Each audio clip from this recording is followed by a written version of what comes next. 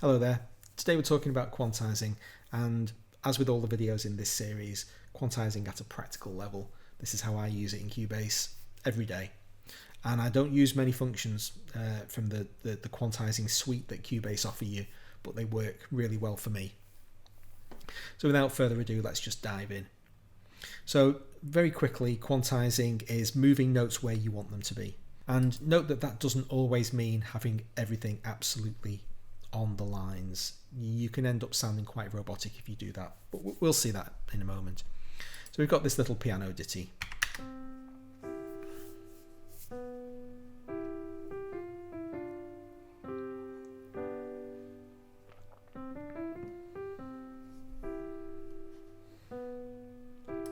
Okay, and you can see that the notes aren't quite on these lines. These lines are set to a 1/16th quantized grid, which means that there are four of these little segments inside each quarter note.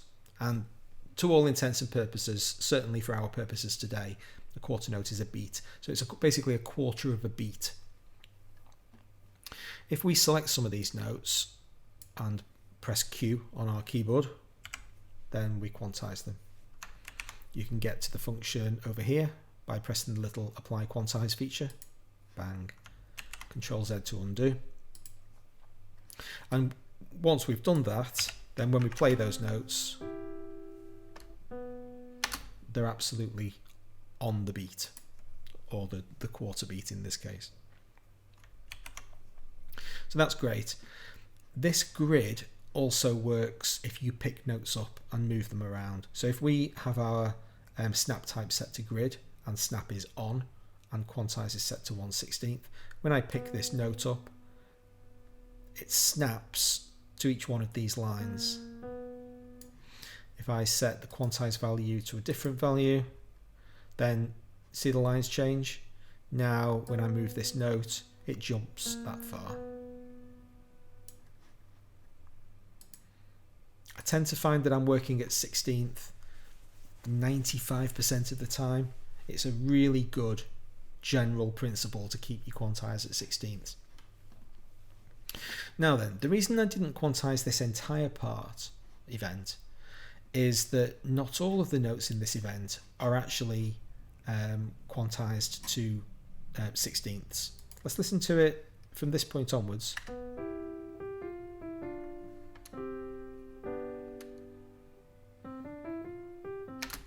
So there are two instances, one here and one over here, when they're not actually set to 16ths, they're 16th triplets, where you count 3 beats in the space of 2 ordinary beats. If I quantize this entire event, then these notes over here moved quite a lot. And now when I play it,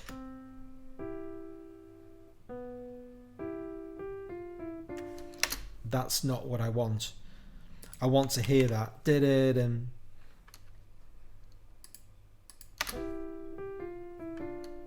That's closer to what I want. So if you ever quantize something and it goes further away from what you intended than your original playing, you've got your quantize level wrong. Or it could be that you've actually played the notes very inaccurately and they're more than one quantized step away from where they want to be.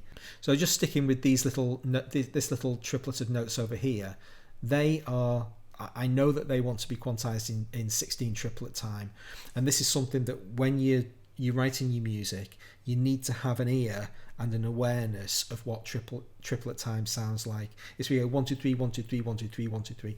If the notes that you play cluster themselves together naturally in 3s, and you find yourself counting in 3s, even though your time signature is in 4s, you're in triplet time.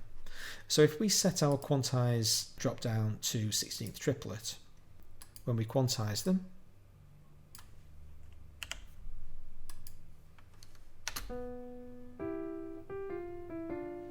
that's what I want. It's that ding ding ding. That's the triplet time. So I'll just undo that. Set it back to 16th again. That's what it looks like in 16th, where they're strictly in the middle of the beat, and on the beat, and in the middle of the beat. And in triplet time, you can see the grid lines change.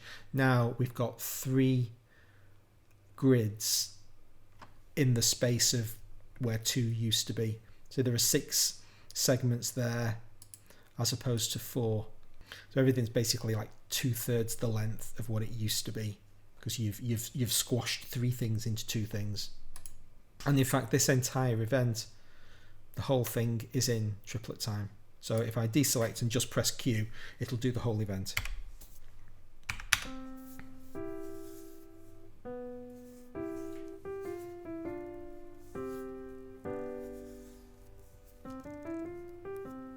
Okay. So 2 things to note. Firstly, that's quantized perfectly. All of the notes are absolutely on the beat, and now it sounds too formulaic. So we'll just undo again. And instead of applying quantize in such a strict methodology, we're going to apply what's called an iterative quantize. And we engage iterative quantize using this little symbol here, iterative quantize on off. Turn that on. Now when we quantize, see this 60 up here, that's the iterative strength. It means the notes are going to move 60% of the way to where you want them to. Have you heard the frog jumping across the road metaphor? If a frog jumps half the distance from one side of the road to the other, each time it jumps, it will never actually reach the other side, because you're always halving the full distance and jumping that far, and then you halve the remaining distance, and you never actually get there. It's the same concept with iterative quantize. If you set it to 60%, it'll move all of these notes, watch, part of the way there, and then if I keep pressing Q, if I really zoom in, look at that note there. If I press Q, it gets closer and closer and closer and closer, and eventually it'll get to the stage where it's actually just there. It goes, down to 2 and then 1, and then it will always jump at least 1 tick towards where it wants to be. So I probably pressed quantize 7 or 8 times then, and it's effectively moved them all absolutely onto the beat. Now let's say you're doing some editing and you've done some iterative quantize, and you listen to it and you think, you know what, that's pretty close, I'm quite happy with that.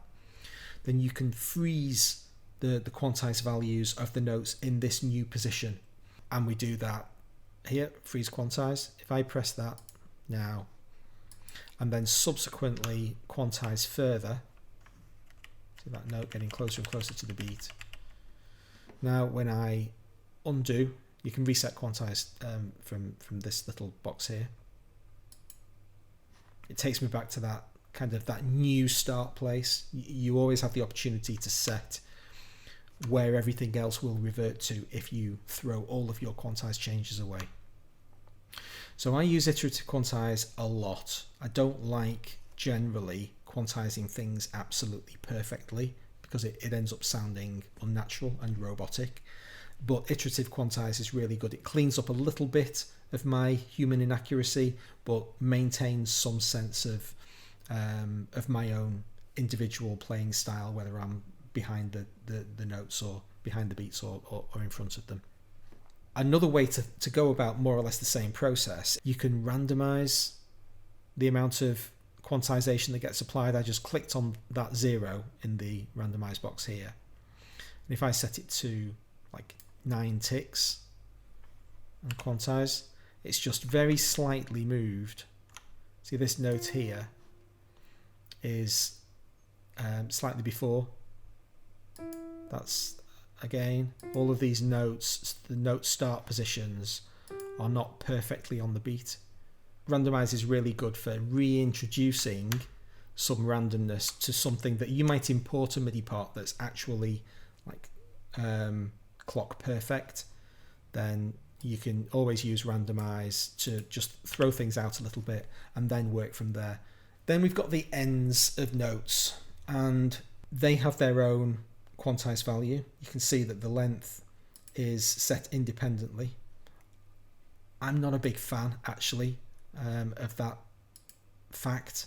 You can link the quantize together, in which case, you know, that the length is tied to whatever your quantized time is.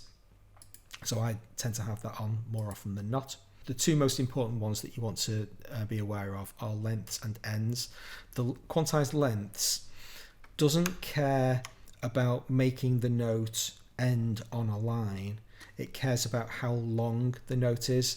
So if the note is slightly in front of the beat, like that, then when I quantize length, the end will be a similar distance away from the beginning. And now if I pick that note up and, oops, put my grid back on. See, it lines up perfectly with the lines. So that's quantized lengths, because it's dealing with the entire length of the event. Quantize end does make it always absolutely align to the line. I use quantize end much more than quantize length. I think it's a much more useful feature for me, because I deal with the starts in my own way, and you know, I might want the start to be slightly behind the beat. I can't think of many reasons why I would want the end to be similarly behind the beat.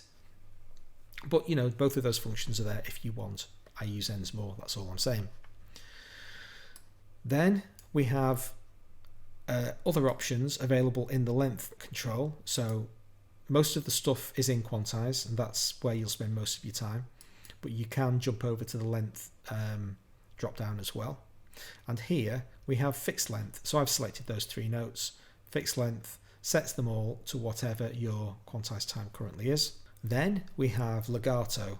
So what legato does is make sure there are no gaps in between the notes. So if I select those three notes and click legato, one of the notes is extended to the point where there is no gap in between those two. It is open to you to select those two notes, engage this between selected feature and click legato. And now that's how to make the two notes that you want to have no gap in between them have that feature. If I didn't have this between selected option on and I pressed legato, it wouldn't do it. This note is kind of getting in the way. And then finally, something that I find really, really useful for lots of different purposes are the two delete overlaps features. See these two notes here? They actually overlap by quite some distance. There are VSTs that will give you trouble if you have notes overlapping, monophonic instruments, for instance. So there are situations where you'll get a different sound out of the instrument if you have overlapping events, overlapping notes. And so delete overlaps poly means that you will ensure that any notes that you have selected do not overlap under any circumstances. So that's what poly does, handles multiple notes on the scale. Mono is used specifically for notes that overlap, that are the same pitch. So now these two notes do overlap. See, this note is that long.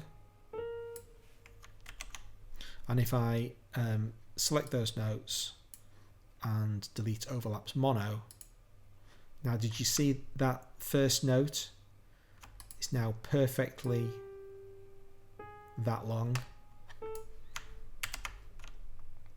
Again, particularly with this piano, actually, the Omnisphere piano, if you have overlapping notes, it will truncate the second note that's played. If I make this note longer,